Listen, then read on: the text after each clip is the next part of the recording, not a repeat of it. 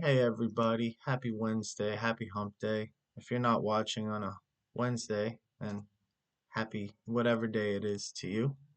Um, this is 17 and some change. I'm AccuDash 17, and I'm here to bring you my 2 cents. Cool. So, today's episode is primarily going to be a rant. Um, I'm going to rant on a few things that I have in mind, and luckily, this rant isn't going to be as poignant as it would have otherwise been had I not spent time reflecting on some of these topics or issues prior to recording this. The what I'm the things that I'm ranting about. I mean, I'm going to cover some topics that are outside of myself, but mainly the two things, two, three, 2.5 things that I'm going to be ranting about is directly from personal experience. So I'm gonna tell you guys some stories and kind of complain. Um, I did want to start off by talking about Chat GPT 5. Um, it we I we knew approximately when it was gonna release. I didn't know the exact date or time of release, and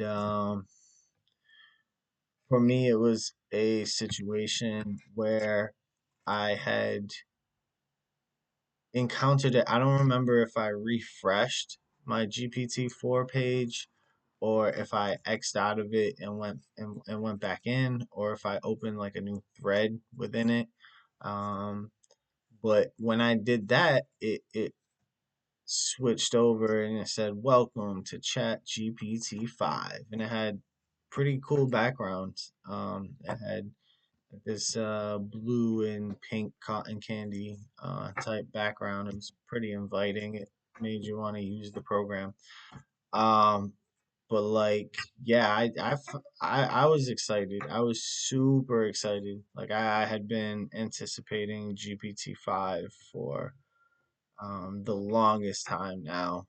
Um, and um, yeah, no, I was really excited. Like I I did a dance. I was gassed like um and I the it was short-lived, however. Um Not because I thought the model was bad, but because it still said saved memory full on the top. And GPT 4 gave you about 150 memories um, to work with for the LLM to pull from and to use for context. Um, I fully expected that uh, to be extended, the allotment uh, of memory to be extended. I thought by tenfold. I was hearing things like the context window would be like 100 times greater than what it was in GPT-4, and so I assumed that that went hand in hand. But apparently, we're talking about context window in regards to individual threads, and what I was looking for is something that they call persistent memory. And so ChatGPT did not upgrade its persistent memory um, to carry over information from one conversation to the next outside of the approximately 150 memories that it can carry, and so that hampered, that spoiled my parade, right? That made me not happy, um, because that's where the fun goes. That's where the fun comes. That's where the exponential leaps in personal productivity can come, is when your AI can remember shit from the past and incorporate it into the present. Um, as far as planning and producing and things like that. But um, luckily, there are other um, platforms out there, AI platforms that focus specifically on persistent memory. They don't really do much else. They don't have access to the current internet like GPT can, with agent mode and deep research and stuff like that. Um, they're just for kind of note taking and saving data and stuff like that. But yeah, no, that was disappointing from GPT-5. Um, and I guess other people have complaints about it for other reasons. They say it's like a stupid model. There's memes going around all over the place about, just like the the low capabilities of GPT-5, like that it's being made fun of and stuff like that. They said like it's personality less.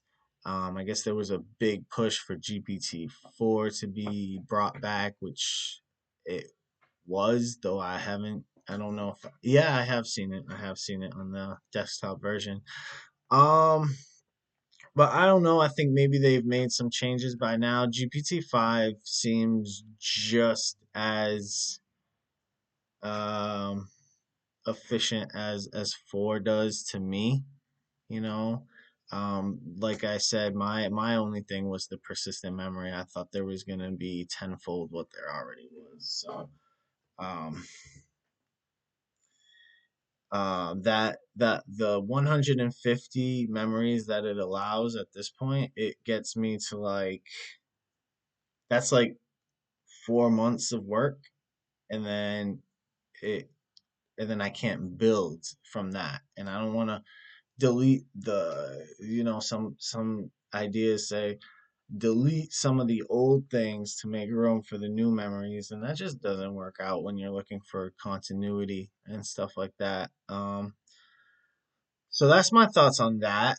Um and then the other thing that exists in the external worlds, outside of my personal things, um, but intertwined with it some way, somehow, is what's happening in DC. So it looks like our current administration is sending in um, federal uh, resources to lower the crime and homelessness within DC. Um, they say that crime has been falling since 2023, but it was at such a high place that falling doesn't necessarily mean much, and you could fall by large percentages and still be way too high. um I've never been to DC. I can't speak on the streets of DC. um but I do remember um going to certain inner inner city schools and feeling a sense of chaos and disorder and general unsafety, um, the same way that a lot of major cities are depicted now. Um, it's these the cities that are crime ridden really have the feel of bad middle and high schools. Um, we had a high school that was specific for delinquents, juvenile delinquents, and that's basically what you're getting in some of these major cities are entire cities of these types of individuals, and or not entire cities of them, but cities that have a large enough percentage of these type that can cause can cause major disruption and major chaos in the city. I don't like seeing. I'm a man of beauty. I enjoy aesthetics. I enjoy beautiful things and safety and peace. You know, I like simulated chaos. I like structured chaos.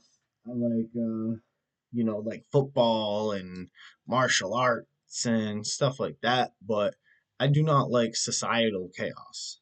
Um, you know, and so it's yeah, yeah. Um, all that stuff.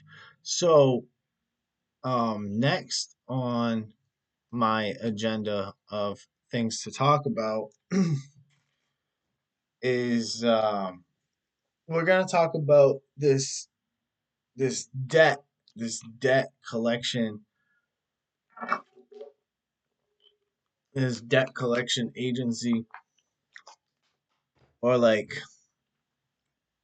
the healthcare institution in which it was hired by. So I you know healthcare providers in today's day and age in the United States, uh, they operate more so as business entities first, um, for-profit business entities first and foremost, and healthcare providers secondly. And that's very unfortunate. We've gotten to a very unfortunate state in healthcare where the patient and the uh, consumer are interchangeably viewed. Um, these doctors are businessmen. Um, they're they're I almost want to call them peddlers, drug they're drug dealers. But these doctor offices, they treat their patients like stupid paying sheep. They cattle their their patients, and they don't make you feel like a individual whose concerns are valid. It's like, no, like, you're in the healthcare system. We have a rigid system because of insurances, and mainly because of insurances. So their system is so rigid. You walk through those doors, you feel like you're part of you're a cog, and you're a number. And it's the state of healthcare is disgusting. Um, you know, you could say, "Oh, we have amazing medicines, we have amazing treatments, we're so lucky," and yeah, that is true. But like the business of it overpowers the benefits of modern medicine, because a lot of people don't have access to some of these amazing medicines that you're talking about and treatments, and they don't have doctors who care about root causes and um, lifestyle changes um, and different things like that. So I went, and I don't think I'm not a socialist by any stretch of the imagination. Like, I believe in capitalism and stuff like that. And yeah, you can still have treatments that are selective treatments that you can charge people for.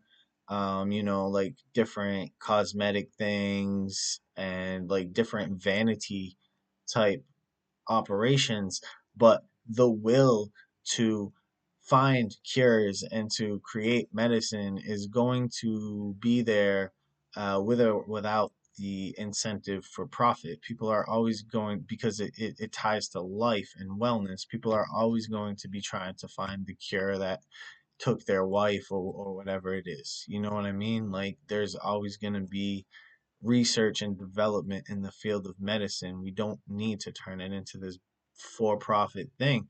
And so when it comes to healthcare, like, I'm a socialist in that regard. Like, I think healthcare, like, there shouldn't be money involved in healthcare and stuff like that. Not from the patient, not from the individual patient.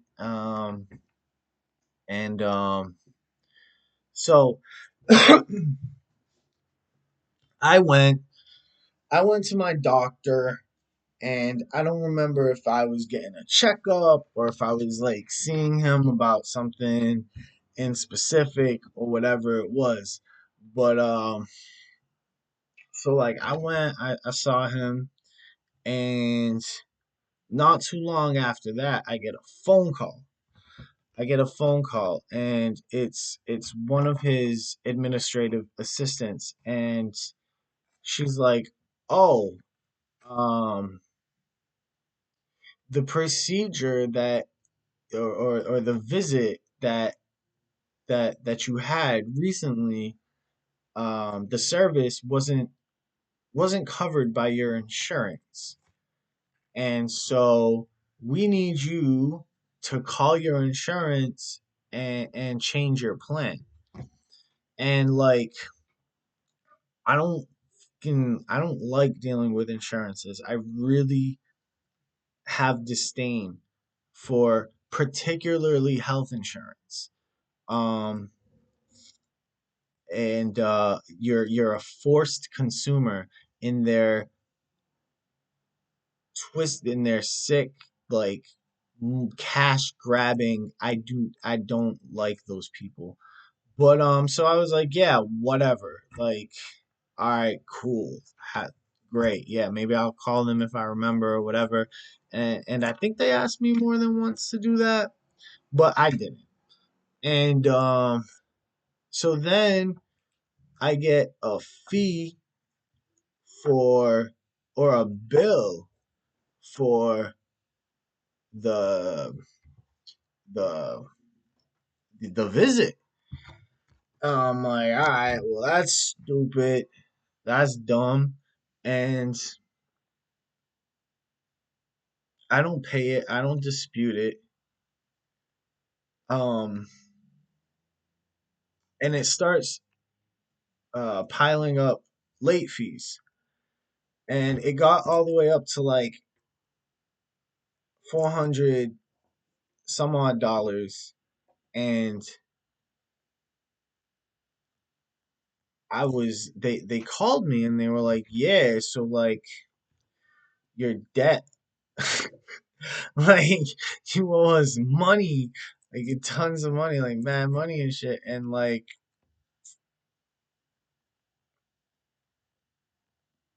I'm like, I'm not paying you guys. Like, most of that,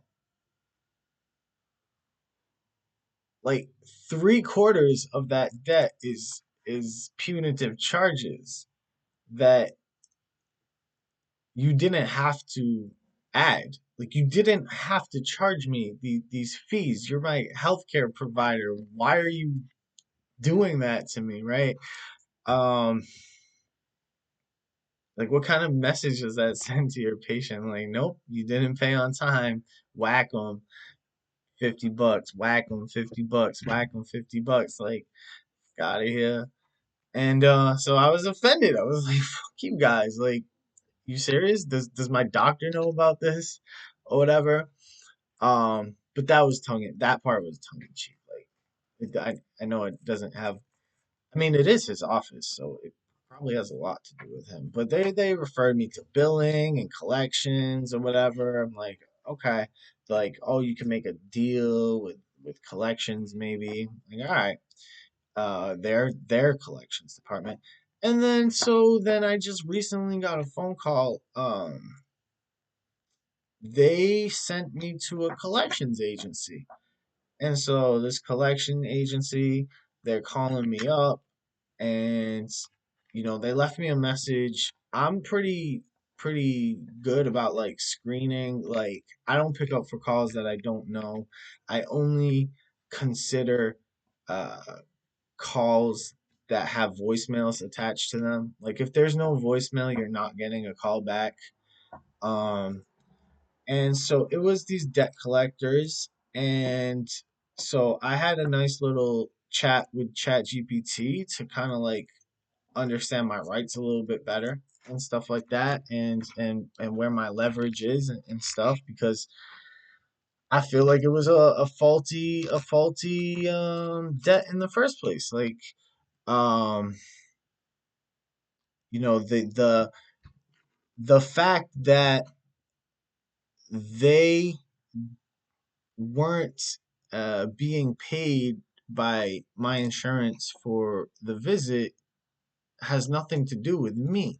This is the onus to check whether or not a visit is covered by insurance is on the provider, not on the consumer, on the patient. So that's number one. And then to have me to request that I retroactively change my insurance based on that mistake is bad practice. You can't do that. They won't retroactively change it anyways. But it's bad practice, and you shouldn't ask a patient to do that. Um, and so that nullifies their validity for reasoning on giving me the initial bill, right? So I shouldn't have seen the initial bill. Um, with what I said being said, and um, as far as the late fees are concerned, I never signed any contractual agreement that agrees to um, the accumulation or paying of late fees. You can't charge late fees if somebody doesn't contractually agree to being uh, to having them levied um, based on X, Y, and Z, right? Um, and so I talked to my Chat GPT about it, and I realized that what you're looking for is um, what do they letter of verification. You want a debt verification letter in the mail. This is as official as it gets. So if you want to make a dispute, you get that letter. And once you request the letter, from the date of the request of that letter, they have to cease any and all collection attempts for the next 30 days. And you'll see where that comes into play when I tell you about the conversation that I had with them over the phone. Um, because they tried every trick in their book to not get me that letter for and to keep the leverage on their side. So I call them back. I get some dude, some sales rep type guy, dude, and I'm like, yeah, I want a letter of I got a call here. I'm calling back so I can get a letter of verification on my debt. Right off the bat, he's like, oh, I don't think we do that. And then he's like, let me get your name or whatever. I'm like, yeah, yeah, my name, that's cool. And then he's like, yeah, okay, so here we are. And then he starts breaking down the costs. Like, you owe these people this much money, and he's levying it as like accusatory. So it baits me into like defending myself because it's on a recorded line. So anything I say can or and will be held against me. So he's levying these charges accusatorily so that I start defending myself. I don't fall into that. And then he's like, "Oh." I'm like, "Okay." Yeah, I just said, "Okay, okay, okay." Um, I repeat my request. And he says, "Did you get any correspondence about this in the mail? Or did you receive anything in the mail?" I said, "I did not get any correspondence." Um, it's like, well, that's interesting because we sent something X, Y, and Z. Um, and I said it's irrelevant. That's not whether they did send it or not, whether I received it or not. I am today asking for uh, a verification letter, right? Because he was talking about um, a letter of notice, right? Not an official um not the same thing I was requesting. And so I told them I'm just requesting a debt verification letter to be sent to the mailing address on file. And he's like, oh,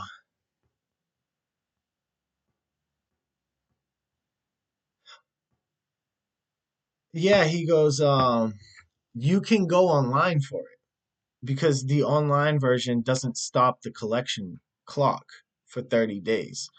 Um, He's like, you could go online. I'm like, nah, I need, I know, but I don't want that. I want the physical document. And he's like, okay, so if we mail that to you, are you gonna pay the debt? And I said, I'm not making that decision at this time. Like, I'll review it and deal with it appropriately. And then he reluctantly told me, okay, we're gonna send it to you. And debt collectors, they look for soft targets. I have a feeling I'm gonna get that. I'm gonna dispute it. I have a feeling that they're gonna realize pretty quickly that they don't have they don't have a soft target and that this isn't money that they're entitled to. Because I'm gonna use escalatory language in regards to going on the offensive. Um, in regards to reporting the bad business practice and maybe even doing a counterclaim for damages and stress and stuff like that because stuff like this does stress me the hell out. So I might go on offense, because if you disturb my peace, that's when I can really like we can go. You know what I mean? Like we can go. Um if somebody's trying to mess with my peace, you know what I'm saying? Like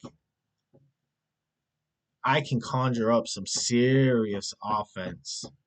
I can conjure up some serious offense if I feel like somebody's messing with my peace. So, um but yeah, yeah, I'll leave that at that. And so I think I'll be okay. I think I'll beat them, and I won't owe them any money and stuff like that. Um, Yeah. And so for the last thing,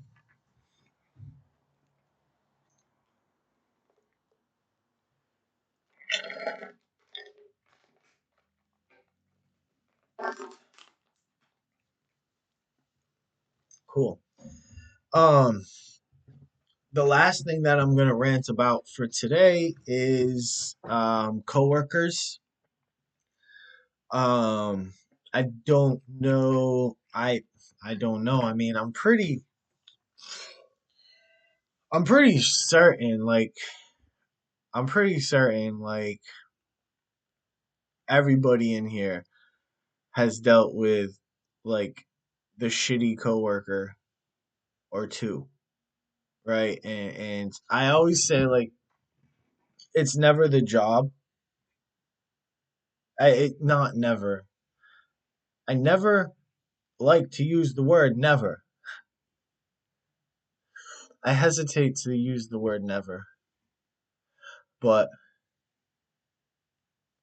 a lot of times it's not the job, it's the people that you do the job with, it's the environment and the people.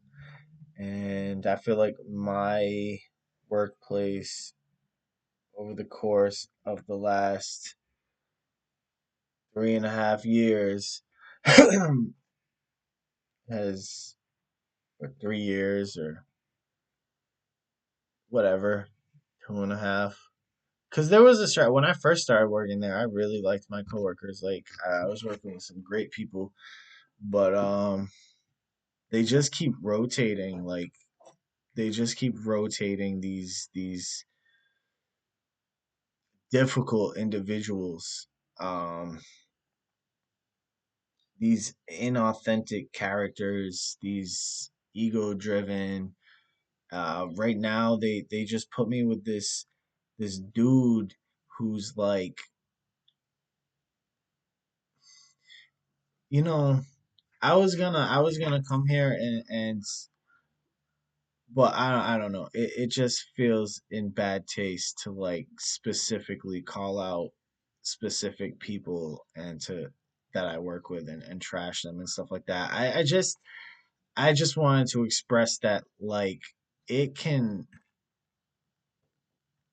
you know, it can make things really tough if you're not working with the right people. It can drain you, you know. And there's ways to deal with it and stuff like that, but we're only human and that can only go so far. And when we're talking about like being a borderline, like if you're a borderline and you have to deal with various personalities that you don't necessarily like, um see for me I'm a little bit more judgmental than maybe is healthy, or than maybe is morally correct. But like I if I see character flaws, like I don't respond well to that. And anybody who is outside of authentic, um, chill, and with a controlled, not huge ego, like anybody that shows me inauthenticity or ego, um, like I can't unsee it, and I can't vibe with it. You know what I mean? I can't vibe with any substantial form of inauthenticity, right? Um, or overt ego. I mean, this dude that I'm working with, he's now again. I'm not gonna go there. I'm not gonna talk shit specific. Um, but it did kind of coincide with um the part about self actualization within Like I was doing I was doing an essay recently for my psych class, and one of the questions came up that came to me while I was um talking about self-actualization is now self-actualization is being encompassing the best version of yourself that you can imagine. It's when your ideal self in your mind and your physical presence in the world match each other.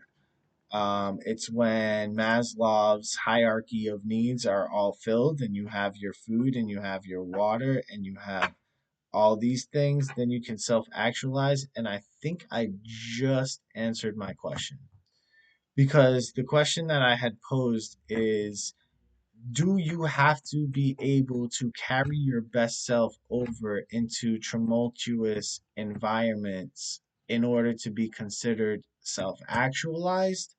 Or is it okay, or right? Is it okay that you're only self actualized because you're um, living within safe parameters. Like you're isolated in your own bubble, and then you can self actualize. Like, is it necessary to have to be able to do this in the outside world? And I don't know if I answered my own question by bringing up Maslow's hierarchy of needs because I'm just thinking now that self actualization was a concept that was invented by him and part of that triangle. So I'm guessing that maybe the implicit assumption is that the needs underneath self-actualization include a non-stress inducing environment. So I don't think um, you have to be able to sit in the bullshit of society and keep a smile on your face to be self actualized. I think you can allow bullshit to affect you negatively and still be considered self actualized. But with that, I sorry to end the show like super abrupt and stuff like that, but I mean, you guys know how long it's gonna last. You guys have the little red line on the bottom that tells you when we're gonna be wrapping up and stuff like that. So it's not that much of a culture shock that I just dropped the show here. But yeah, I'm gonna take off on all those notes. And as always, I'm glad you guys show up. I'm glad you listen to the show and watch the show. I just laugh at show because it's just like me talking. It's not. It's a show, I guess. But no, like I'm glad y'all click and watch and stuff and listen and stuff like that. And I hope um I hope everybody has like a good week. And you know, I'll see you next week, God willing. Right? Goodbye.